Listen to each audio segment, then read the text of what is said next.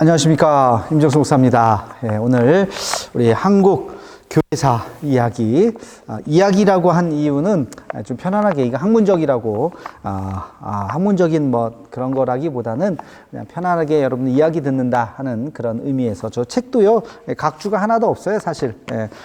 이거 뭐, 각주 달고 하다 보면 더 제가 정성스럽게 논문 쓰듯이 써야 되는데, 시간이 너무 없고, 뭐 그렇게 그냥 쭉 줄거리를 뼈대를 한번 추스리라는 그런 의미에서 한 겁니다. 그래서 여러분들이 그렇게 잘 이해를 해줬으면 좋겠고요.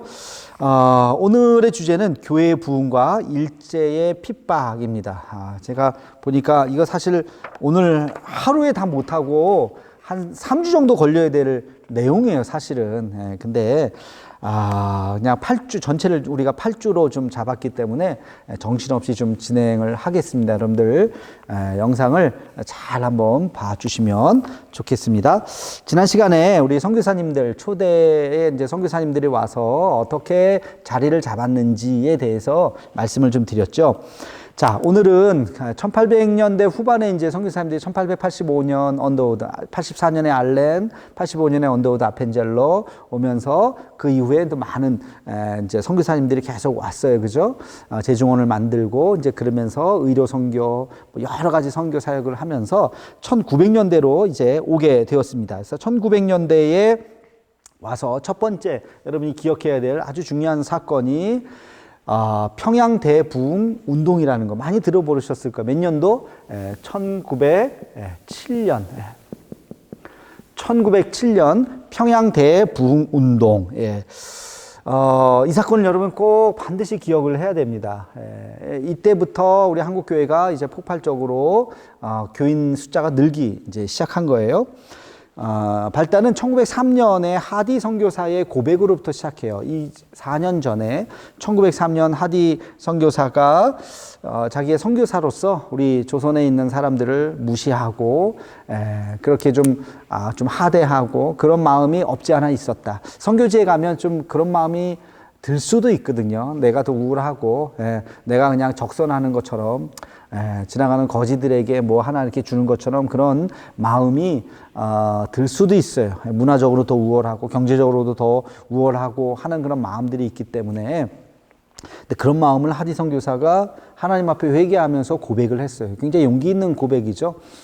이제 그런 것들이 선교사들 사이에서 그런 고백 운동. 근데 사실 이 고백 운동은 웨일즈라든지 서양에서 영국에서부터 이미 회개와 그런 고백 운동이 이제 있기 시작했었습니다. 이제 그런 영향을 받은 것도 있어요. 그래서 이제 하디 선교사의 그런 고백, 그리고 1906년에 이제 이런 이제 그런 회개 운동의 전조들이 조금씩 있다가 1907년에 드디어 길선주 장로, 아직 목사 안수를 받기 이전에 장로였을 때 이 길선주 장로가 1월 달에 진행이 된, 우리도 1월 달에 부흥회 하잖아요. 그죠? 신년 부흥회처럼 1월 달에 이제 부흥회 때 자기가 이제 하나님 앞에 범죄했던 것들, 친구에게서 부탁받았던 돈을 그 돈을 자기가 꿀꺽을 했다든지 뭐 이런 잘못된 하나님 앞에 범죄했던 그런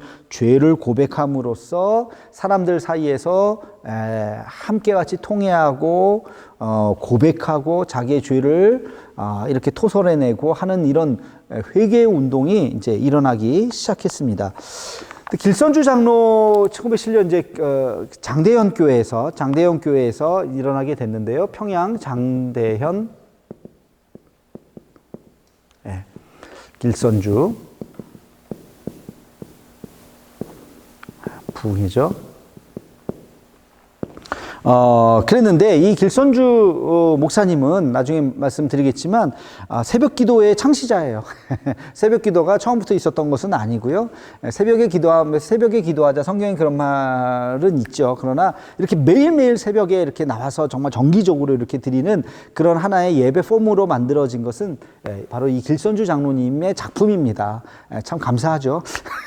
그래서 이 새벽 기도가 길선주 장로는 늘 새벽에, 원래 이분이 이단에 있었던 다른 종교에 있었던 사람이었는데 무교에 빠졌던 사람인데 참선을 하고 하는 그런 습관들이 신앙 안에 들어가면서부터 하나님 앞에 기도하고 새벽 제단을 쌓는 그런 마음으로 시작이 된 것이 이제 그런 것이죠. 그래서 그 대부흥 운동은 이 말씀 공부와 기도 운동의 조화로 일어났다. 뭐 그렇게 평가를 합니다. 선교사들의 회개와 성경 공부, 한국 목회자들의 새벽 기도 운동, 이것이 함께 만나는 지점에서 폭발적인 이 부흥 운동이 일어나게 되었다. 라고 이제 우리가 평가를 할 수가 있습니다. 이 길선주 목사님은 그 책 26페이지에 있습니다. 관성교라고 하는 무교의 일종에 이제 심취되어 있다가 김종섭이라고 하는 사람을 통해서 마페 선교사를 만나게 되고 기독교에 관심을 갖기 시작하다가 이분이 무슨 책을 읽었냐면 그 당시에 철로역정을 읽었습니다. 존 보년의 철로역정을 읽으면서 이분이 회심을 하게 됩니다. 그리고 30살 때 그레함 리 선교사님으로부터 세례를 받고 이제 33살에 장대현 교회 장로로 선출이 되죠. 그리고 1903년에 평양 장로회 신학대학에 대학이 아니라 신학교에 입학을 하고 1907년에 제 첫 번째 졸업생이 됩니다. 바로 첫 번째 졸업생이 되기 바로 직전에 아직 장로였을 때에 그때 장대현 교회에서 부흥회를 했을 때 이때 놀라운 사건들이 이제 일어나게 되는 거죠. 1935년 11월에 사경회를 인도하던 중에 마지막 설교를 이제 마치고 강대상에서 졸도해서 돌아가셨습니다. 그 굉장히 이제 말씀을 전하다가 돌아가신 대표적인 분이 바로 이 길선주 목사님이시죠. 이 1907년 대부흥 운동의 결과로 여러 가지 일들이 이제 일어나게 되었습니다. 이제 진정한 기독교의 진리를 말씀을 통해서, 기도와 말씀을 통해서 진리를 깨닫는 사람들이 나타나기 시작했고, 그 다음에 참된 회개와 성령의 감동, 성령 운동이 이제 전파가 되게 되었고, 그리고 전형적인 그리스도인의 과정, 그래서 그 참된 그리스도인이 무엇인가에 대해서 이제 알게 되었고, 그 다음에 신당과 사당들, 이런 다른 어떤 우상 숭배를 했던 신당들 있잖아요. 사당들, 이런 것들을 철폐하게 되었고, 또 어떤 일이 있었냐면 첩을 막 두는 그런 거, 노비, 조혼, 금주, 음주, 흡연, 아편, 그 다음에 아동 구타, 뭐 이런 것들에 대해서 하게 되었어요. 이런 것이 죄악이라고 하는 것을 알고 회개하는 운동이 일어나게 되었고, 그리고 아주 중요한 것이 뭐냐면 이제 민족 종교로 이제 자리매김을 하기 시작했습니다. 민족 종교. 이게 굉장히 중요한 거예요. 민족 종교. 그래서 이 개신교가 처음부터 시작해서 언더우드와 이따가 나오겠지만 언더우드와 고종과의 그런 관계, 조종과의 그런 관계 속에서 이런 일들이 이제 일어나게 되었습니다. 이 1907년 대부흥 운동으로 인해서 한국교회가 급격한 성장을 하게 되었는데 12,506명, 이게 통계가 나오더라고요. 거기에서 39%가 15,000명으로 3,000명 이상 증가를 하게 되었고, 원입교인도 44,000명에서 6만 명가량으로 34%가 증가하였고, 기독교 학교도 208개에서 344개로 거의 2배 가까이, 뭐 2배까지는 아니지만 1.5배 성장을 하게 되고, 학생 숫자는 3,456명에서 7,500명까지, 이거는 2배로 학생 숫자가 증가하게 되고, 그리고 이제 아까 얘기했지만 새벽 기도 운동, 그리고 통성 기도라고 하는, 다 함께 같이 와 주야 하면서 하는 통성 기도 운동, 그리고 밤새도록 기도하는 뭐라 그래요? 철야 기도라 그러죠. 이 철야 기도, 이런 것들이 한국교회 독특한 기도 운동, 뜨거운 열정들이 바로 이때를 기준으로 해서 등장을 하게 됩니다. 그리고 또 한 가지 이제 중요한 평가는 뭐냐면 장로교와 감리교가 함께 같이 연합해서 교단이 서로 함께 같이 하나가 되는 그런 운동이, 아주 굉장히 긍정적인 운동이 1907년에 일어나게 되고, 그로 인해서 100만 명 구령 운동, 우리 크리스찬의 숫자가 100만 명을 만들자라고 하는 100만 명 구령 운동. 그 당시에 뭐 뭐 1만 명, 2만 명, 뭐 3만 명도 되지 않았을 텐데 10만 명 구령운동이 아니고요. 100만 명 구령운동이라고 하는 엄청난 그 큰 비전을 가지고 하기 이제 시작했습니다. 1909년 감리교 선교사 스톡스, gemble, 리드 이런 사람들이 이제 하고 감리교에서는 20만 명을 그리스도에게 그리고 복음주의 선교 연합 공의회에서는 100만 명을 그리스도인에게 뭐 이러면서 하여튼 구호를 뭐 큰 비전을 가지고 외치면서 100배 이상 이때 이제 나온 그 구호만이 아니라 실제 이 사람들이 어떻게 했냐면 그 당시에 하나님 앞에 물질도 드렸지만 날연보를 했습니다. 날연보. 연보가 뭐예요? 헌금을 드리는 것을 연보라고 하는데 돈을 드리는 것이 아니라 뭘 드려요? 날이 뭐예요? the day, 시간이죠. 시간. 하나님 앞에 시간을 드리는 거. 하나님, 내가 물질이 없어요. 근데 지금처럼 이렇게 바쁜 시대는 아니잖아요. 그러니까 내가 있는 것은 시간이에요. 근데 시간을 드릴게요. 시간을 드린다는 게 뭐예요? 몸으로 나가서 복음 전도하는 거예요. 열심히 예수 믿으세요. 하루 매일매일 나가서 그 날을 하나님 앞에 드리는 거예요. 이런 날연보라고 하는 것이 그 당시에 굉장히 많은 사람들이 드릴 것 없지만 내 몸을 드립니다. 내 열정을 드립니다 하면서 헌신적으로 복음 전하는 사람들이 많아졌다. 저는 요즘에 이렇게 노동 시간이 많이 단축되고 뭐 2교대, 3교대 되고 막 그러잖아요. 그래서 그 남는 시간들을 여러분들 뭐 여러 가지로 사용하시겠지만 어떻게 보면 교회가 더 우리가 헌신할 수 있는 그런 시간이 되지 않을까 하는 생각도 해요. 그래서 교회에 오셔서 더 많이 헌신하시고 더 많이 봉사도 하시고 또 교회가 좋은 일들 찾아서 우리가 할 수 있는 우리 대도봉사단 있지 않습니까? 우리 교회에 그런 봉사단의 활동들이 더 다양해지고 더 많아졌으면 좋겠다. 우리도 그런 날연보 100년 전에 우리 크리스찬들이 바로 그렇게 했던 것처럼 우리도 그렇게 하면 좋겠다는 생각을 덧붙여서 말씀을 좀 드립니다. 자, 두 번째 챕터는 이제 뭐냐면 교회의 애국 활동입니다. 교회의 애국 활동. 아까 제가 이게 굉장히 중요하게 민족 종교라고 그랬어요. 우리 민족을 사랑하는 그런 이제 일들이 이제 많아지는데요.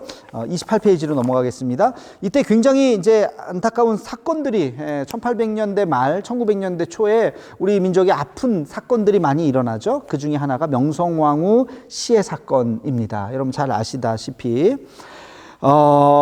그래서 바로 그런 사건 때 고종의 둘째 아들 의화근이 몸을 피하는데 어디로 가느냐면 언더우드 집으로 피신합니다.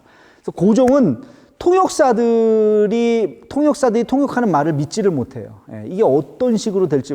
그래서 믿는 유일한 한 사람이 있었는데 자기의 말을 통역해 줄 수 있는 그 사람이 누구냐면 바로 언더우드였습니다. 그래서 언더우드는 이 고종이 굉장히 신뢰했었던 사람이었고, 그래서 이 명성황후 시해 사건 이후에 선교사들을 서양 선교사들을 고종이 굉장히 의지하는 그런 이제 결과를 가져오게 되었고요.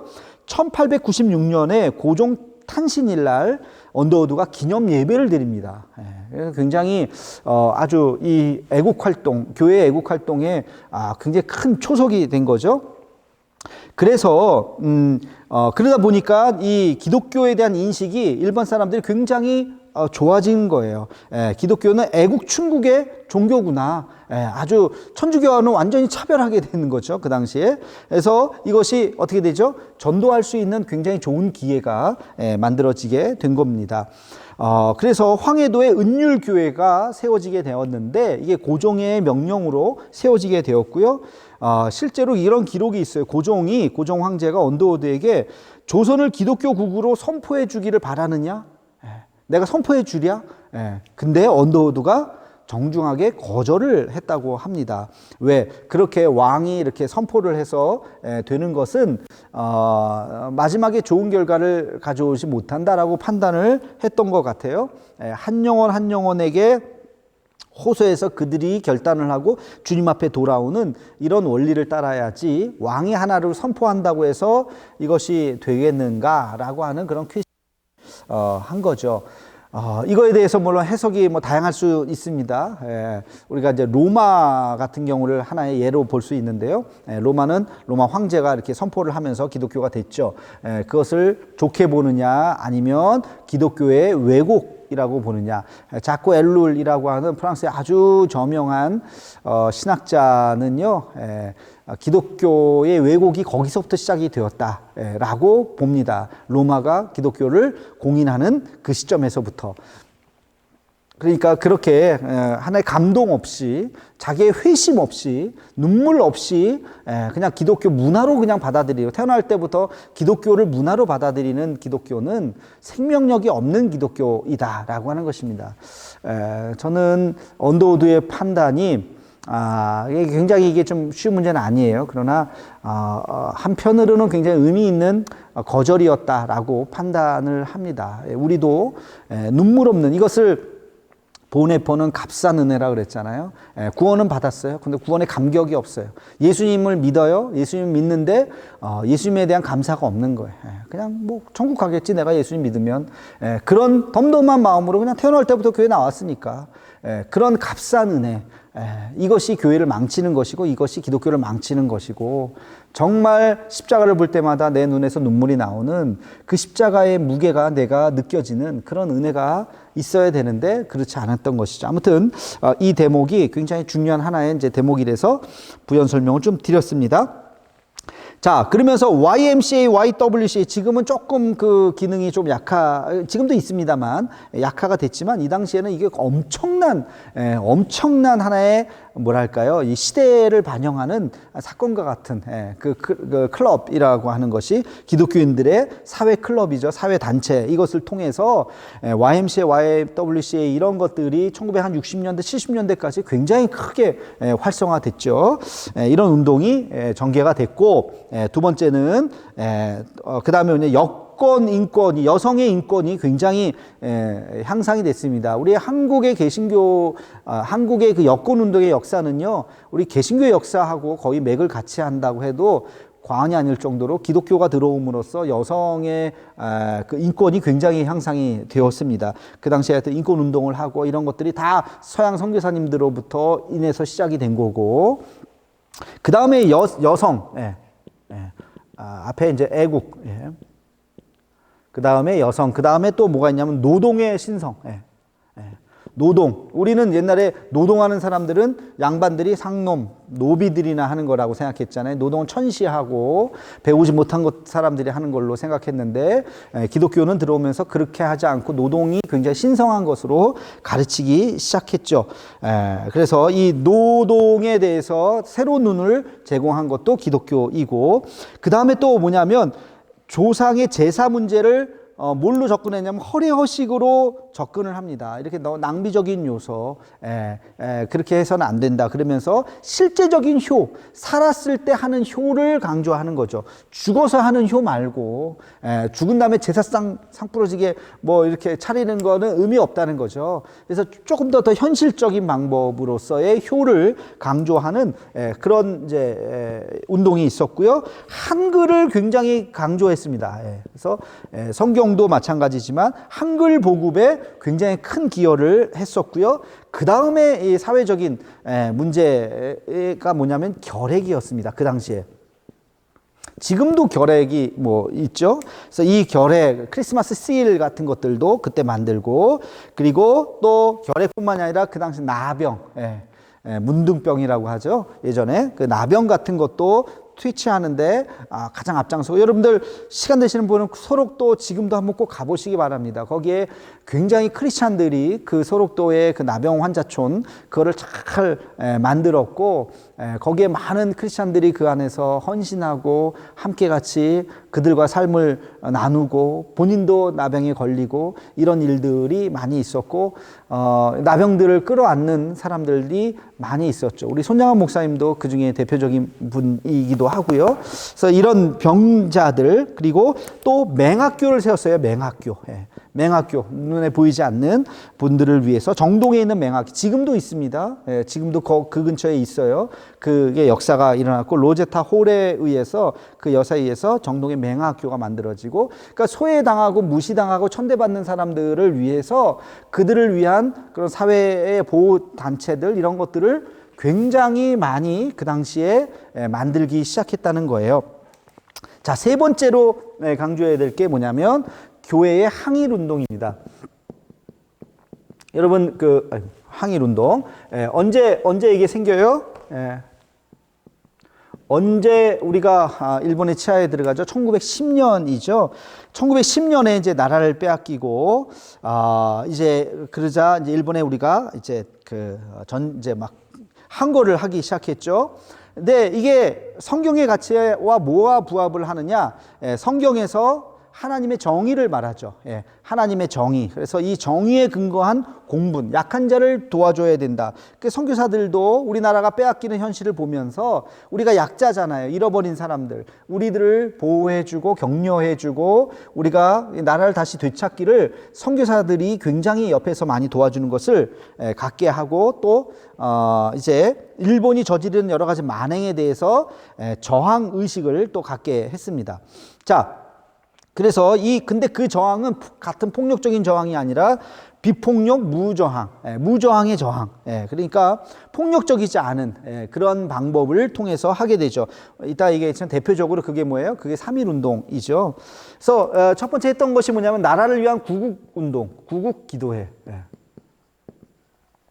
기도로서 하나님의 능력으로서 이 나라를 다시 회복시키자.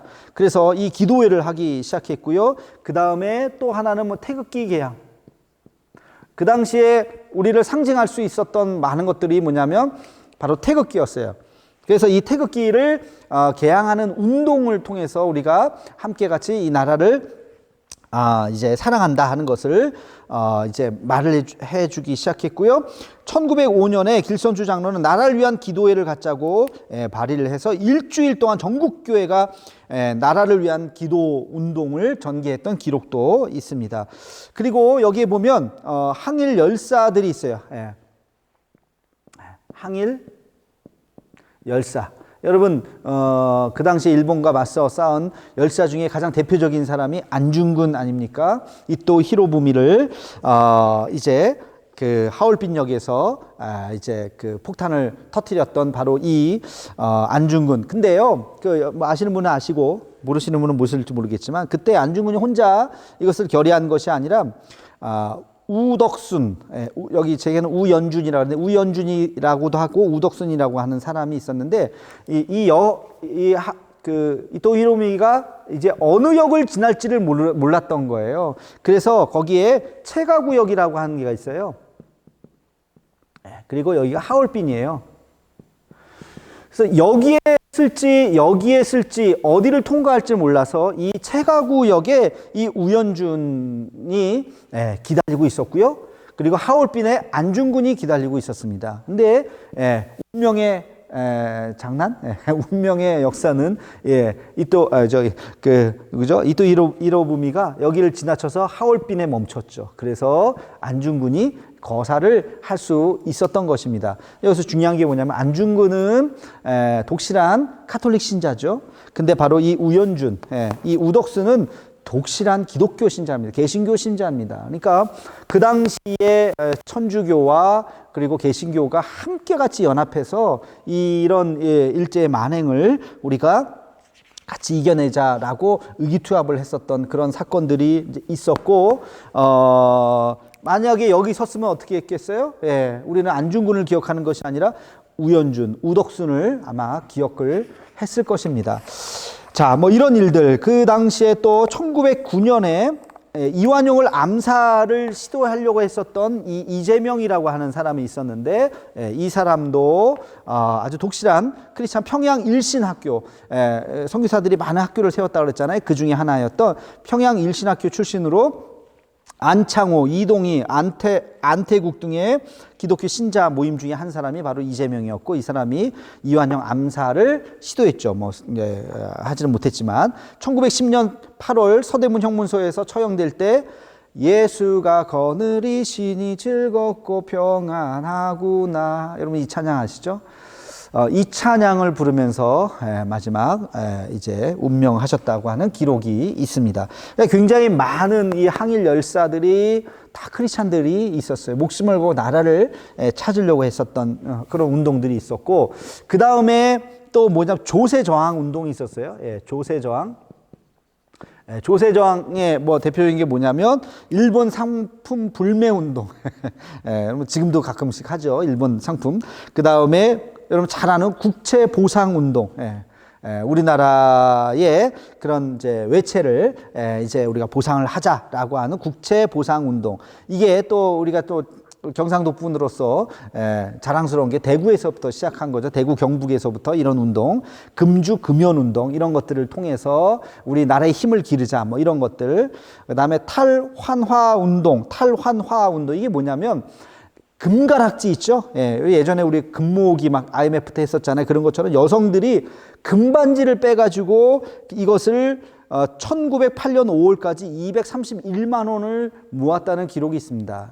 이 금액이 글쎄 지금 한 사람은 얼마인지 모르겠지만 어마어마한 돈일 거예요. 이런 것들을 우리가 정말 그 개미라 그러잖아요. 그렇죠? 우리 개미들이 모여서 엄청난 일들을 하고 그래서 참 우리 민족은 이런 면에서 참 대단한 것 같아요. 감선회 운동도 있었대요. 그런 거 뭐냐면 식사 때 반찬을 줄여서 먹자. 뭐 이런 거. 물산 장려 운동. 이거는 일본 상품 불매 운동과 비슷한 거죠. 국산품을 애용하자. 뭐 이런 거. 그래서 이런 것들이 기독교 단체 그리고 기독교인들을 중심으로 이런 일들이 아주 밑바닥에서부터 나타나기 시작한 거죠. 그러다가 뭐가 일어납니까? 가장 중요한 사건 3.1 운동이 일어나게 됩니다. 여러분들 이 3.1 운동은 이게 4장이구나. 3.1 운동은 네 번째 장으로 가겠습니다. 3.1 운동과 기독교. 3.1 운동은 일본이 이제 그 한일 합방이라고 표현하면 안 되죠. 하여튼 일본이 우리나라를 이제 점령한 후에 여러 가지 정책을 쓰는데 그 중에 우미나 정책이 있어요. 우미나 정책 뭔지 아시죠? 이게 하여튼 이제 관심을 두지 못하게 멍청하게 만드는 거예요. 그런 이제 동화 정책, 우미나 정책, 경제 수탈 정책. 그래서 농토, 광업, 임업, 어업 이런 것들을 다 그냥 수탈해 가고 퇴폐 문화를 막 퍼뜨리기 시작합니다. 그러니까 우리가 조직적으로 저항하지 못하도록 그냥 멍청하게 만드는 거예요. 창녀들의 대거 유입, 공창제도를 들어가고 술, 담배, 화토, 아편 이런 것들을 막 그냥 민중 속에 퍼뜨리게 되는 것이죠. 그리고 교회를 이 당시에 교회가 굉장히 이제 큰 역할들을 하니까 교회를 조직적으로 억압하기 시작합니다. 그래서 종교 집회소 신설 변경 시 반드시 허가를 받아야 돼. 그러니까 교회를 다시 세우거나 교회를 이제 옮기거나 할 때 반드시 이것을 허가를 받아야 돼. 그러니까 그 당시에 일본에 허가를 안 해주면 교회를 세울 수가 없는 거예요. 모든 예배를 다 감시하기 시작했고 천황을 숭배하게 만들었고 신사참배를 강요하기 시작했습니다. 그래서 그 연도를 보면요, 거기 정리를 해놨어요. 30페이지에 정리해놨는데 교회의 새 가족들, 신입 교인들의 숫자가 1910년부터 꾸준히 줄어듭니다. 1910년에는 2010명이 등록했는데 그 다음에는 1900명, 그 다음에 1380명, 그 다음에 1090명, 그 다음에 840명, 그 다음에 820명, 그 다음에 710명, 790명, 그 다음에 520명, 1910년에는 1년 동안에 새 가족 들어오는 사람이요 368명. 그러니까 10년 동안 2,000명, 매년 2,000명 들어오던 숫자가 368명으로 어마어마하게 줄어드는 거죠.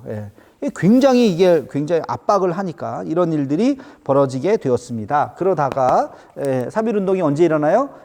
1919년에 이제 일어나죠. 그 배경은 여러분들 뭐 상식적으로 대충 1917년 윌슨의 민족 자결주의 선언을 하고 그 민족은 각자 독립을 할 수 있도록 그렇게 이제 했지만 뭐 어쨌든 이제 약소국의 문제든 자신들이 결정할 수 있도록 만들고 그 다음에 제일 중요한 게 뭐냐면 1919년 3.1 운동은 3월 1일에 일어나죠.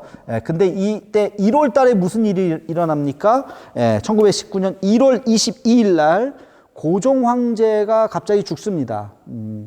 이제 이 죽음에 대해서 독살로 죽었을 것이다라고 하는 소문이 퍼져. 지금도 그거에 대해서 그 죽음에 대해서 아직까지도 뭐 정지어서 말하기는 어렵습니다만, 이런 독살 소문이 퍼지면서 민족의 분노가 이제 일어나기 시작하고, 이제 이것을 하나의 기점으로 삼아서 1월 달에 동경 YMCA에서 독립선언서를 결의를 하고, 28 동경 유학생 독립선언서 들어보셨을 거예요. 그러다가 이제 기독교를 중심으로 해서 천도교, 손병희의 천도교, 한용운 백용성의 불교계. 근데 불교계는 조직적으로 하는 것이 아니라 불교는 그렇게 두 명이 개인 자격으로 참여를 하고, 기독교에서는 이승훈, 양전백, 길선주 목회자들을 중심으로 해서 이제 들어오게 되죠. 그래서 33인 중에 기독교가 16명, 천도교가 15명, 불교가 2명. 그렇게 해서 34명의 이제 민족 독립운동가 33인이 결성이 됩니다. 기독교가 16명이고 천도교가 15명이라고 그랬어요. 그죠? 거의 비슷하고 우리가 한 명이 더 많은데, 그 당시에 기독교는요, 천도교의 숫자가 10분의 1밖에 되지 않았어요. 그러니까 우리는 10배 이상의 그 힘을 이제 발휘를 하게 된 거죠. 하여튼 뭐 그런 사건이 있었고, 거기 이제 쭉 과정을 제가 기록을 해놨어요. 파고다 공원에서 했는데, 파고다 공원에서 하려고 했는데 하다가 보면 큰 문제가 일어날 것이다. 그래서 선교사 베커가 거기서 하지 말고 인사동의 명월관에서 하자. 그래서 실제로는 명월관에서 이제 일어났죠. 그래서 민족 대표 33인 가운데 29명만 참석해서 발표를 했는데, 파고다에서 사람들이 기다리다가 왜 안 오지? 그러다가 이 정재용이라는 사람이 먼저 독립선언서를 낭독해 버리죠. 이제 그런 일이 이제 뭐 벌어졌습니다. 그래서 이제 난리가 났습니다. 그래서 천도교 2,200명 체포되고, 불교가 220명, 유교가 346명, 기독교는 3,248명이 붙잡힙니다. 카톨릭 55명, 타종교 21명. 그래서 19,500여 명이 붙잡히는데 기독교의 비중이 17%예요. 그 당시에 기독교 숫자가 1, 2%밖에 되지 않았는데 어마어마하게. 3.1운동의 결과는 우리 민족을 하나로 묶었죠. 그리고 임시정부가 그때 탄생이 됩니다. 상해에 가서. 그리고 일본이 우리를 무단으로 통치하다가 보니까 얘네가 반발을 하는구나 해서 문화통치라고 하는 것으로 전환을 하고, 기독교는 이제 더 이상 외세 종교가 아니라 우리 기독교는 우리 민족 종교다 하는 게 이때부터 시작해서 굉장히 이제 확실하게 자리매김을 하게 되는 것이 3.1운동이라는 거예요. 그리고 한국 사람들, 그 당시의 사람들이 이제 민족을 사랑하고 독립을 사랑하는 사람들이 그 갈급한 마음이 어디로 가야 해소가 되겠습니까? 교회로 가는 거예요. 그래서 교회의 사람들이 예전엔 신앙을 얻기 위해서 갔는데, 이제는 나라를 사랑했던 사람들이 가는 게 교회가 된 거예요. 그래서 교회가 그런 하나의 플랫폼이 된 거죠. 요즘 말로 하면. 그래서 1923년 한 해 동안 세례자가 그 이전에 3년 동안 세례받은 사람의 숫자를 더한 것만큼이에요. 그러니까 1919년 이후에 굉장히 많이 이제 기독교가 성장했다고 하는 것을 알 수가 있습니다. 자, 5번으로 넘어가서 여러분 1920년대에 기억해야 될 목회자들이 있어요. 이제 제가 이제 세 분만 그냥 시간상 정리상 이렇게 했습니다. 첫 번째는 길선주 목사님. 길선주 목사, 아까 제가 얘기했죠. 3.1운동에 그 이름이 올라가 있습니다. 2년간 투옥됐고, 요한계시록을 이분이 다 외웠다 그래요. 그래서 말세에 이제 말세학이라고 하는 것을 만들어서 이제 막 설교를 하고 전국 방방곡곡에 다니기도 하고, 종말과 재림 사상을 이제 막 그 당시에 선포했던 분이죠.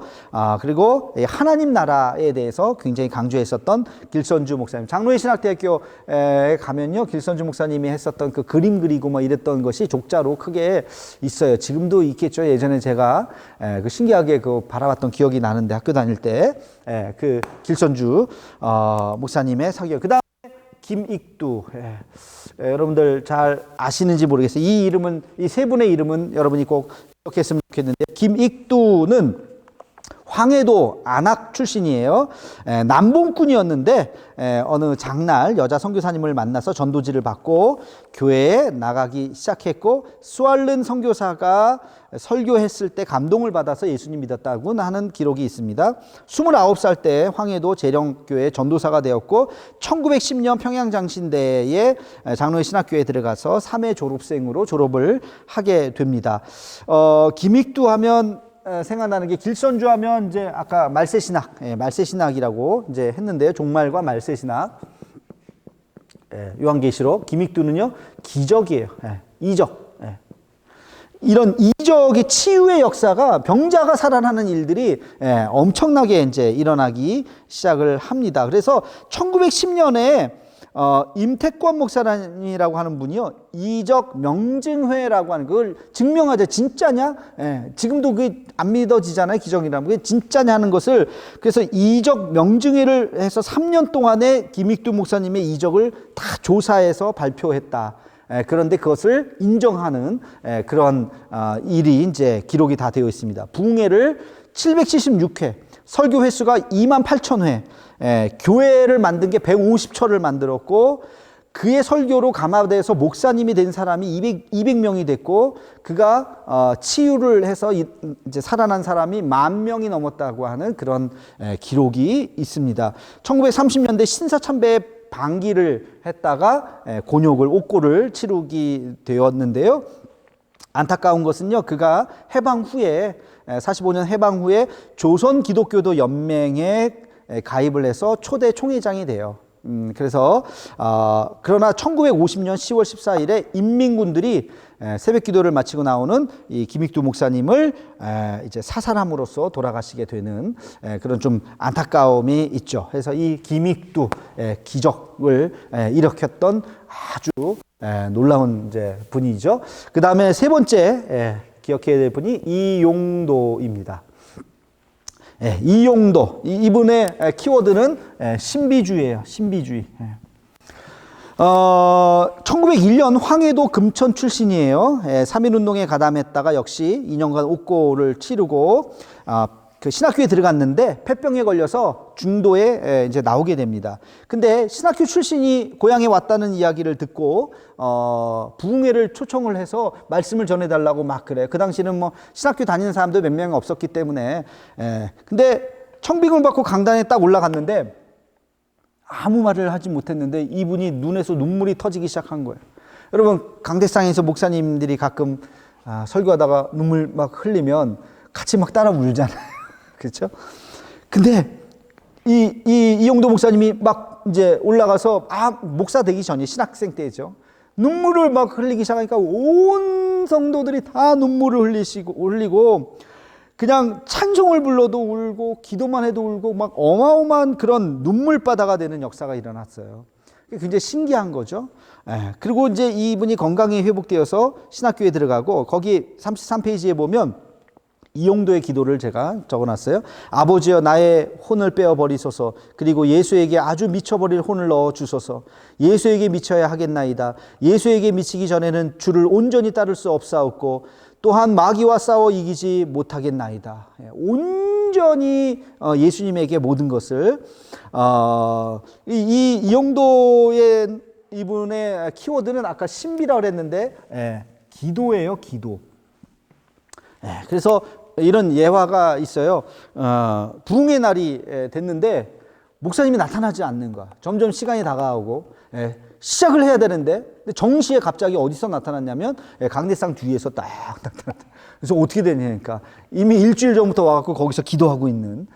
그리고 산기도를 하러 갔는데 내려오시지를 않는 거야. 그래서 사람들이 찾으러 뭐 죽었나 짐승에 붙잡혔나 해가지고 막 갔더니 그 낙엽 사이에, 지금같이 가을에 막 낙엽 떨어질 때 낙엽 사이에 묻혀가지고 한 번 엎드리면 일어나지 않았던 이 이용도 목사님에 대한 예화들이 굉장히 많습니다. 근데 이분은요, 지나치게 형식을 무시해버렸어요. 그래서 어느 날은 설교를 하기 싫다고 1분만 설교하고 부흥회 끝나는 경우도 있었고요. 어떤 날은 설교만 7시간을 진정한 포스트 모더니즘적인. 그리고 어떤 날은 기도만 하다가 끝나는. 우리 부흥회하기 전에 기도하잖아요. 기도합시다. 기도만 하다가 그냥 끝나는 그런, 그리고 어떤 날은 예정에 없는, 지나가다가 어떤 교회에 들어가서 예정에 없는 부흥회를 하기도 하고, 어떤 날은 성령이 말씀하지 않는다고 그 예배도 드리지 않고 그냥 가는 뭐 이런 기행이죠. 그죠? 예, 이런 독특한 일들이 굉장히 많았고, 하여튼, 역사도 많았고, 그런 분이었습니다. 근데 이 이용대에 대한 그런 질투가 있어서 1932년에 22차 회의에서 이단으로 정제되고 장로교 내에 출입을 봉쇄하는, 근데 나중에 우리 장로교에서 이분을 다시 회복시키는 그런 일이 있었습니다. 이용도 목사님의 가장 안타까운 마지막은 뭐냐면요, 이분이 그리스도의 사랑을 이성 간의 사랑으로 좀 표현했다는 그런 부분들이 있었고, 결정적인 거는 귀신 들린 여자 유명화라고 하는 여자가 있어요. 나중에 제가 5강 때 얘기할 거예요. 이단 얘기할 때. 이 유명화라고 하는 이제 이단으로 정제됐던 이 여인에게 엎드려서 주님이라고 이야기하면서 이 여인에게 현혹이 됐었던 이제 그런 일이 있었습니다. 이것은 굉장히 큰 이제 오점 중에 이제 하나였고, 마지막에 그분이 해주 집회에 갔다가 교인들에게 문매를 맞고 원산에서 치료하다가 결국엔 폐병, 자기의 원래 이제 병이었던 폐병으로 돌아가셨는데, 이분이 언제 돌아가셨느냐? 1933년 10월 달에 돌아가셨어요.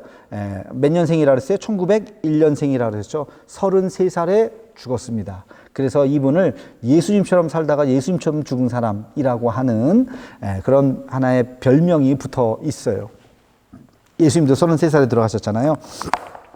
그래서 하여튼 이 정도. 그래서 이 세 분을 여러분이 꼭 한번 관련된 자료나 책들도 있으니까 한번 나중에 보시면 좋겠습니다. 6번째 챕터로 공산주의 사상과 진보 사상. 공산주의 사상과 진보 사상이 기독교 안에 이제 들어오게 됩니다. 여러분 아시다시피 1917년에 러시아 레닌이 볼셰비키 혁명으로 마지막 황제인 러시아의 니콜라이 2세를 처형하고 공산당 혁명이 성공을 했습니다.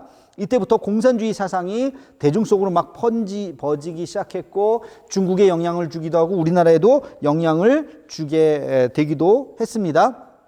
처음에 이 공산주의 또는 사회주의 사상은 과격한 모습이 아니라 굉장히 하나의 독립을 억눌려 있었던 우리들에게 희망이 되는 하나의 사상으로 접근을 했죠. 그래서 1918년 6월 달에 연해주의 이동희, 김립, 박진순 이런 사람들이 중심이 돼서 한인 사회당을 건설했어요. 최초의 사회주의 정당이에요. 1918년에 이제 그것이 이제 상해 임시정부에 1920년에 이동휘라고 하는 사람이 참여하면서 고려 공산당을 결성을 했었어요. 그러다가 이제 뭐 한명세, 김철웅, 김하석 이런 사람들, 그리고 일본에서도 사회주의 운동이 이제 일어나기 시작했고, 그래서 1925년에 김재봉, 조봉암, 박헌영 등이 주도이 돼서 조선공산당, 굉장히 하나의 앞서가는, 그리고 그 당시에 세계에 굉장히 큰 하나의 센세이션을 일으킨 거죠. 러시아가 무너지고 중국이 공산화되고 하는 이런 과정 속에서 이 땅에도 당연히 영향을 받을 수밖에 없었고, 공산주의 사상은 기독교하고 상당히 엇비슷합니다. 그래서 거기에 이제 현혹이라는 표현보다는 거기에 이제 관심을 갖고 있었던 사람들이 막 이제 등장하게 되고, 그 중에 대표적인 사람이 이동휘라고 하는 사람이었어요. 굉장히 민족주의자였고 애국주의자였고 크리스찬이었는데, 결국엔 이분이 이 신앙을 버리고 이데올로기로 갑니다.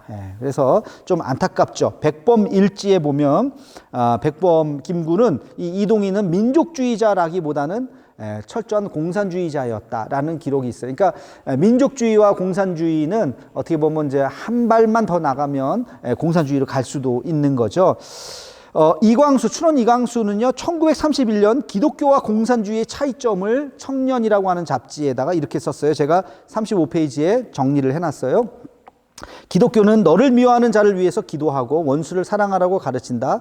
그러나 막스 레닌주의는 부르주아들에게 대해서 증오하라고 가르친다. 기독교 혁명은 계급 권력과 적대감이 사람으로 만나는 곳에서 발견된다. 그리고 자기를 죽이는 고통에서 발견된다. 막스 레닌주의의 혁명은 적대 계급에 대한 폭력적 파괴를 의미한다. 이걸 뒤집어 엎어야 사회 계급주의 혁명을 해야 된다는 거죠. 기독교는 십자가로 그 군대를 결속시키나 막스 레닌주의는 총으로 결속시킨다. 십자가라는 건 뭐예요? 희생이죠. 희생으로 우리를 하나가 되게 하지만 막스 레닌주의는 총으로 한다는 거예요. 기독교 혁명가들의 눈은 사랑과 용서의 눈물로 가득 차 있으나 막스 레닌주의자들의 눈은 증오와 복수의 눈길로 가득 차 있다. 이게 차이라는 거예요. 여러분 아시겠죠? 비슷하지만 굉장히 폭력적인 방법, 굉장히 계급투쟁적인 방법. 우리는 희생과 자기 헌신에 대한 방법으로 나가는 거죠. 그래서 이제 중국 길림성에 파송된 윤하경, 김희주 등 네 사람이 있었는데 이 사람들이 1925년 공산주의에 의해서 일본의 밀정이라는 오해로 죽임을 당했는데 공산당에 의해서 우리 크리스찬들, 특히 민족주의적 크리스찬들이 처형을 당한 최초의 사건이 1925년에 이제 발생이 됩니다. 이로 인해서 기독교와 공산주의는 처음에 굉장히 비슷한 듯 시작됐지만 이제 완전히 결별을 하고 우리가 다 아시다시피 북한이 공산주의화 되면서 공산주의를 싫어서 내려왔던 이 남한에 많은 사람들이 공산주의 하면 공산주의의 공자만 들어도 알레르기 반응이 일어나게 되었던 것입니다. 그런 얘기가 거기서 있고요. 수많은 기독교 지도자들이 그 당시에 이제 공산주의자들에 의해서 처형을 당하게 되었고, 공산주의자들의 입장에서 볼 때는 기독교인들이 굉장히 나약하다고 본 거죠. 이 사회를 완전히 뒤집어야 되는데 우리는 사회에 대해서 개혁의 의지는 있지만 우리가 희생과 헌신과 사랑이라고 하는 방법 갖고는 되지 않는다고 생각하는 거예요. 여기에 큰 차이점이 있는 것이죠. 그 다음에 제가 또 하나 이제 신학적인 갈등이 있습니다. 신학적인 오늘 좀 길게 이제 할 것 같은데 이제 거의 다 왔습니다. 조금만 더 참으세요. 끊지 말고 끝까지 가봅시다. 자, 신학적인 갈등이라고 하는 것은 뭐냐면 보수와 진보의 갈등이에요. 보수와 진보. 이 박형룡과 김재준, 보수의 거두는 박형룡입니다. 여러분이 한국교회사를 공부를 하면 이 이름은 좀 기억했으면 좋겠어요. 진보는 김재준. 이 두 사람의 이름을 기억할 수 있다면 여러분이 굉장히 상식과 교양과 한국교회사에 아주 깊이 있는 통찰을 갖고 있는 사람이라고 인정을 받을 겁니다. 박형룡 박사와 그리고 김재준 박사님. 평양 산정형교회, 아까 산정형교회에서 이건 장대역 교회 있구나. 산정형교회, 평양 산정형교회에서 담임이었던 우리 송창근 목사가 진보적이라는 이유로 사임을 하게 됐죠. 좀 쫓겨나가는 그런 분위기였고, 그래서 부산 진으로 떠나게 되었고, 이 박형룡 박사는 그 당시에 이 프린스턴 대학이 좀 진보화 된다고 해서 보수적인 사람들이 나와서 세운 학교가 웨스트민스터입니다. 지금도 웨스트민스터는 상당히 보수적인 학교고 프린스턴은 상당히 진보적인 학교로 좀 인식이 되어 있는데요. 그 웨스트민스터를 세운 메이체인이라고 하는 교수의 아주 제자예요. 그러니까 박형룡 박사가 상당히 보수일 수밖에 없고, 보수주의는 뭘 얘기하는 거냐? 성경 무호설과 축자 영감설을 주장하는 겁니다. 성경 무호설이라고 하면 성경은 절대 오류가 없다. 축자 영감설이라는 것도 성경은 1.1획도 틀림없다. 그것에 대해서 우리가 일면 동의하지만 진보주의는 그것에 대해서 동의하지만 또 반발하는 거예요. 왜? 성경에 대해서 축자 영감서는 말 그대로 한자 한자가 다 하나님이 받아쓰기 하듯이 쓴 거라고 생각하는 건데 그렇지 않다는 거예요. 성경은 오랜 시간의 역사를 통해서 축적되어 온 하나의 역사성이 있는 문서라는 것이죠. 그래서 여기에는 문화도 들어가 있고 습관도 들어가 있고 그 당시에 하나 심지어는 인간의 실수까지도 들어가 있다는 거예요. 그래서 원저자인 성령은 실수가 없지만 이것이 인간에게 오랜 시간 동안 축적이 내려오면서 그 오류가 그 성경 안에 있다는 것입니다. 이것을 우리가 학문적으로 분석해 보아야 한다는 거예요. 여기에 과학적인 방법, 인문학적인 방법, 또 학문적인 방법을 통해서 성경을 새롭게 재해석해야 된다라고 말하는 것이 진보주의 사상입니다. 그래서 문서설이라고 하는 것이 나오고 여기에 성서 비평학이라고 하는 것이 나와요. 그래서 성서를 좀 쪼개서 이게 어느 시대 어느 시대의 문서인지 어느 시대에 이것이 끼어드는 것인지 그러면서 이것을 학문적으로 쪼개는 작업을 하는 것이 문서 비평학이고 이 문서 비평을 받아들이자고 하는 쪽이 진보주의 신학인 것이고 이것을 하나님 말씀을 그냥 받아쓰기 한 거야. 하나님 1.1에 실수가 없으셔. 네가 이해 못하는 건 네 잘못이지. 라고 생각하고 문자적으로 그냥 받아들여야 된다라고 생각하는 것이 이 보수의 특징입니다.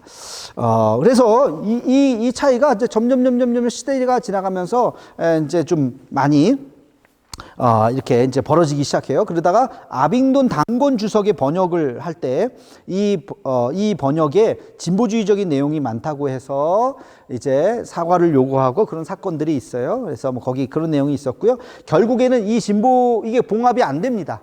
결국엔 봉합이 안 돼서 진보가 이 큰 장로교에서 떨어져 나가죠. 나중에 얘기하겠지만 떨어져 나가서 다음 시간쯤 얘기하려나? 떨어져 나가서 이 진보가 뭐가 되냐면 이게 기독교 장로회가 됩니다. 그래서 이걸 기장이라 그러죠. 기장 측이 되고 그리고 이 신학교가 바로 한신대예요. 한국신학대학. 요즘에 한신대라 그러죠. 한신대학이 바로 기장이 되고 거기에 거두가 바로 김재준 박사가 되고 그래서 여기는 굉장히 중요한 학문성을 굉장히 중요하게 생각을 합니다. 그래서 지난번에 한번 어디선가 제가 얘기했는데 한신대를 가면요. 거기에 가면 표가 뭐냐면 학문과 경건이에요. 여기는 학문과 경건 이렇게 써 있어요. 근데 우리 장신대 쪽에 가면 뭐라고 써 있냐면 똑같은 말인데 우리는 경건과 학문. 경건과 학문이라고 딱 돼 있어요. 똑같은 얘기인데 뭐가 먼저 나오느냐. 여기는 학문과 경건이고 우리는 경건과 학문. 그렇게 돼 있습니다. 이것이 보수와 진보를 가르는 물론 우리보다도 더 보수가 이제 총신대 쪽이죠. 합동 측이고 그거보다 더 보수가 이제 고신대 쪽이죠. 우리 고신교단. 그래서 우리 장신대는 뭐 이렇게 양쪽으로 보면 뭐 중간쯤에 있다고 볼 수도 있습니다. 그 얘기는 좀 다음 시간에 더 자세하게 하고 자, 그 다음에 8번째로 보면요. 뭐가 있냐면 교회의 시련과 신사참배의 아픔. 시련과 신사참배. 드디어 신사참배까지 들어. 일본이요. 이제 신사참배를 강요하기 시작했죠. 아주 강력하게 강요를 하기 시작했습니다. 신사참배는 종교의식이 아니라 국민의례다. 이거 해도 된다. 그러면서 막 예배 행위가 아니다. 조상에게 예를 표하는 거하고 똑같다. 이제 막 그러면서 이제 신사참배를 막 강력하게 하게 되죠. 1918년에 천주교회가 신사참배를 할 수 없다고 그렇게 결정을 했다가 1936년에 와서 신사참배는 종교 행사가 아니라 애국적인 행위이므로 허용해야 된다고 인정을 해버렸어요.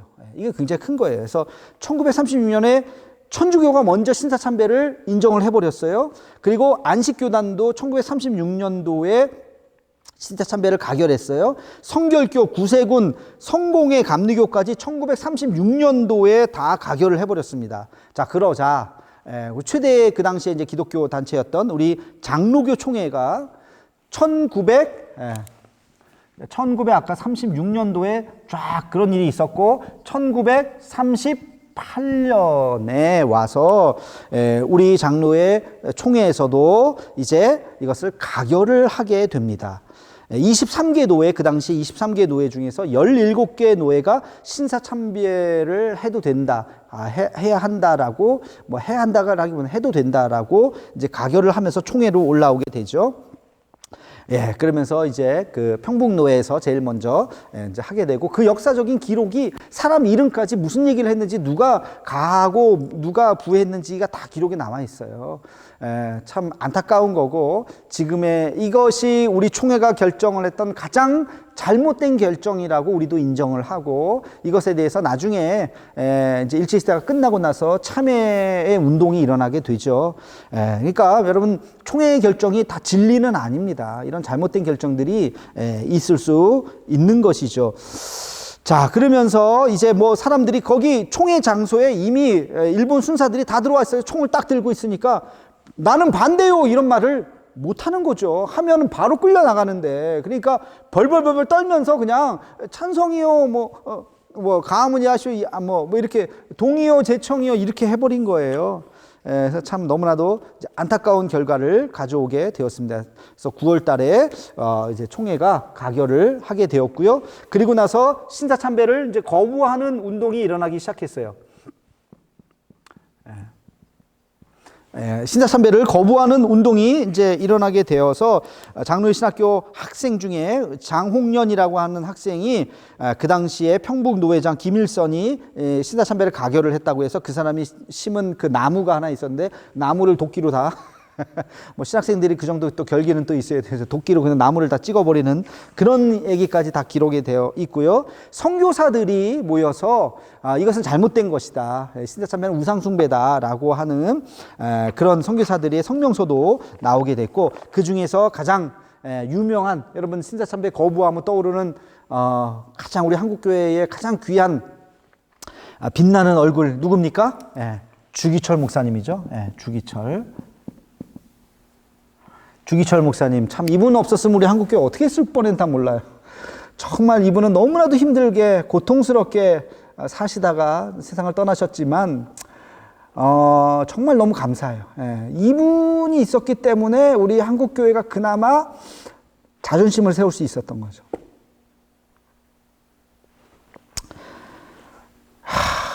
갑자기 막 눈물이 나요.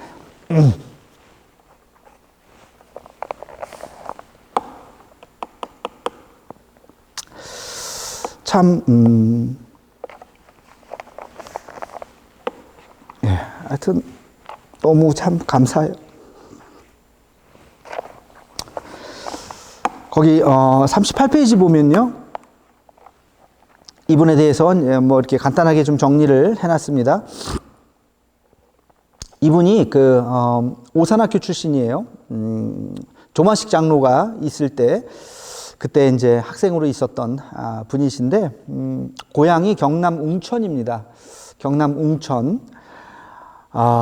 그런데 이분이 그 김익두 목사님, 아까 얘기했죠? 김익두 목사님의 집회에 참석했다가 회심을 하고 하나님의 부르심을 받아서 종이 됩니다. 1921년에 장로회 신학교에 입학해서, 평양 장로회 신학교예요. 거기 입학해서 이제 목사가 됐고, 그리고 30세의 나이에 부산에 가서 목회를 하시다가, 이분이 경남 성경학교에서도 가르쳤는데 그 제자 중에 누가 있었냐면 손양원 목사님이 있었어요. 손양원 목사님이. 참 그 역사가 이렇게 이어지죠. 그러다가 마산의 문창교회에 가서 목회를 하셨어요. 잠깐 그러시다가 평양 산정현교회에 부름을 받아서 이제 글로 가시다 거기서 돌아가셨는데요. 마산 문창교회 지금도 있어요. 마산 문창교회 이제 가보진 않았는데 거기서 사역하는 제 아는 우리 친구가 있는데요. 그 교회는 이 주기철 목사님이 목회를 하셨던 교회이기 때문에 그 자부심과 프라이드가 굉장하다 그러더라고요. 그래서 아무튼 이 분이 이제 나중에 평양 산정현교회에 이제 가서 가게 된 동기가 바로 아까 얘기했던 이 조만식 장로가 오산학교의 선생님이었죠. 그분이 주기철 목사님에게 내려와서 평양 산정현교회 아까 잠깐 얘기했는데 우리 송창근 목사가 진보주의 신학을 이제 이야기함으로써 부산으로 이제 떠나라고 가면서 목회자가 없어서 이 주기철 목사님을 목사님으로 청빙하죠. 여러분 이 청빙이라고 하는 것은 그런 겁니다. 목사를 청해서 부르는 거, 모셔가는 거예요. 근데 한국교회가 지금 청빙 문화가 무슨 면접해서 CEO를 뽑는 것 같은 그런 형식이 되어버려서 이것도 사실은 굉장히 잘못된 거예요. 사실은 참 안타까운 건데 뭐 다른 대안을 또 찾기가 쉽지 않으니까 뭐 이런 방식으로 이력서를 내서 경쟁을 붙여서 한 사람을 뽑는 이런 방식으로 뭐 할 수밖에 없는 건지 참 이것도 사실은 바뀌어야 되는데 안타까운데 어쨌든 이 조만시 장로님이 이제 모셔갑니다. 예, 그래가지고 1936년에 이제 주기철 목사님이 산정이니까 아까 1936년에 갔으니까 38년 가결되기 바로 직전에 이제 가게 된 거예요. 산정현 교회, 평양 산정현 교회에 담임이 되고 2년 후에 총회가 신사참배를 가결을 했어요. 그러니까 주기철 목사님은 당연히 반대를 했겠죠. 잡혀서 옥에 갇혔겠죠. 그리고 너 목사직을 사임하면 이제 풀어주겠다. 근데 목사직을 사임하지 않죠. 그때 했던 설교가 일사가구 아닙니까? 일사가구. 주기철 목사님 하면 떠오르는 그 단어가 바로 일사가구. 내가 죽기까지 목숨을 걸겠다는 거죠. 온갖 회유와 협박 그리고 고문, 뭐 결국에 그 고문 때문에 나중에 돌아가셨는데, 그래서 하나님께서 내게 주신 사명을 내가 버릴 수 없다. 그래서 끝까지 이것을 거부했는데 결국엔 어떻게 됐느냐? 이 총회가 신사참배를 가결을 해버렸잖아요. 근데 신사참배를 반대를 하고 있단 말이에요. 총회가 주기철 목사님을 제명을 시켜버렸어요. 신사참배를 따르지 않았다고 해서. 굉장히 참 총회가 뭐 지금의 논리로 보면 한심한 거죠. 총회가 그렇게. 근데 아까도 얘기했지만 그런 분이 마지막까지 목숨을 걸고 지켰기 때문에 우리 한국교회가 지금도 이렇게 다시 말할 수가 있는 것 같아요. 마지막에 보면 온갖 고문을 당하고 5년간 수개월의 세월을 보내고 굉장히 허약해진 그 몸으로 잠깐 이제 풀려나죠. 그리고 그 사모를 만납니다. 오정모 사모를 만나는데 그 사모님도 대단하세요. 당신 신사참배 한다고 해라. 당신 살아야 되지 않겠냐. 이렇게 말했으면 아마 주기철 목사님도 흔들리지 않았을까 싶어요. 그죠? 가족이. 근데 이 오정모 사모가 끝까지 믿음을 지키라고 그렇게 이야기를 했죠. 그래서 그분이 이제 마지막으로 이제 유언처럼 남긴 말을 38페이지에 있습니다.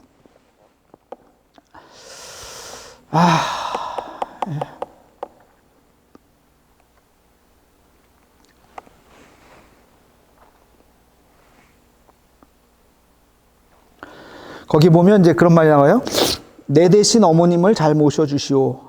따뜻한 숭늉이 한 그릇 먹고 싶소. 나는 하나님 앞에 가서 주님의 조선 교회를 위해서 기도하겠소. 교회의 이 말을 전해주시오. 나를 웅천에 데려가지 말고 그 경남 웅천 자기 고향이죠. 거기 하지 말고 평양 돌박산에 나를 묻어주오. 라고 하는 유언을 이제 유언과 같은 유언을 남기시고 1944년 해방되기 1년 전에 4월 21일 밤 9시에 내 영혼의 하나님이여 나를 붙드시옵소서 하는 소리를 남기고 감옥에서 하나님의 부름을 받았다라는 기록이 있습니다. 그래서 마지막 그 숭늉 한 그릇, 우리가 참 뭐 흔해서 잘 먹지도 않는 그런 숭늉인데 그 따뜻한 숭늉 한 그릇 먹고 싶다고 하는 마지막 유언을 남기시고 돌아가신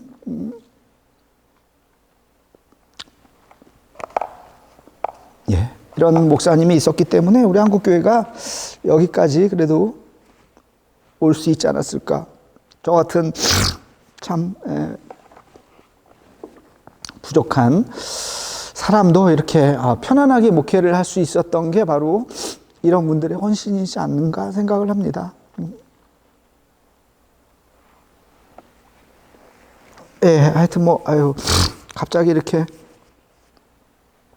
마음이 그러네. 여러분들, 참 우리 신앙을 지킨다고 하는 것이 무엇인지 우리가 다시 한번 잘 생각을 하고, 우리가 믿음 안에서 참 이 신앙의 그 중심을 지킬 수 있을까? 참 쉽지 않은 것 같아요. 쉽지 않고 우리 너무나도 편한 것에 익숙해져 있고 그래서 저부터도 그렇고요.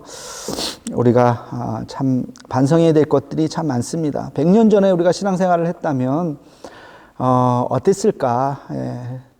참 부끄러운 신사참배를 가결하고 그 앞에서 찬성하면서 제일 먼저 달려가서 신사 앞에서 머리를 조아렸던 많은 목회자들이 그 당시에 있었죠. 참 그분들에게도 참 돌을 던지기가 어려운 것이 또 그 모습이 또 우리들의 모습이 아닌가 싶은 생각도 들기도 합니다. 다시 한번 우리가 참 우리 주기철 목사님 같은 마지막까지 자기의 신념과 신앙을 버리지 않고 주님 앞에서 헌신했었던 그 목사님을 정말 기억하면서 오늘날에는 그런 주기철 목사님 같은 그런 목사님이 글쎄 어딘가에 있을지 모르겠지만 그런 신앙의 어른이 없다는 것이 참 이 시대의 참 아픔이요 안타까움이라고 생각해요. 뭐 우리는 다 그냥 교회만 크게 하면 그것이 큰 교회 목사님이 뭐 큰 목사님이라고 생각하는데 절대 그렇지 않죠. 그 큰 교회라고 하는 것, 이 자본주의 사회에서 우리가 누리는 것들이 실제로 얼마나 많습니까? 이런 분들 우리가 다시 한번 생각하면서 우리 반성해야 될 것들 많이 있습니다. 하여튼 뭐 오늘 한국교회사 이야기하면서 우리 또 주기철 목사님에 대해서 다시 한번 생각을 하면서 오늘 교회 부흥과 일제의 핍박 쭉 뭐 정리를 했습니다. 1907년 대부흥 운동부터 이제 일제 시대까지 키워드를 얘기 안 했는데 제가 오늘의 키워드는요. 여러분 오늘 나왔던 목사님들, 제가 한국 목사님들, 이제 선교사는 지난 시간에 얘기했고, 한국 목사님들 중에서 여러분들이 가슴속에 이렇게 와닿는 목사님 세 분을 골라서 써주시기 바랍니다. 누구든지. 오늘 제가 얘기한 부분 안에서 써야 돼요. 뭐 임정수 이런 사람 쓰지 그래서 말고 오늘 나왔던 이런 위대한 좋은 목사님들, 이 책에 있는 목사님들의 한국교회 참 헌신적인 그 목사님들 기억나는 또 여러분들이 좀 마음에 와닿는 목사님들의 이름 세 분의 이름을 써 주시는 것이 오늘의 키워드입니다. 정답은 다 각각이겠죠. 오늘 끝까지 들어주셔서 감사하고요. 여러분들 하여튼 다음 시간에 또 계속 우리 해방 후의 한국교회 분열에 대해서 이어가도록 하겠습니다. 그동안 수고 많으셨습니다. 감사합니다.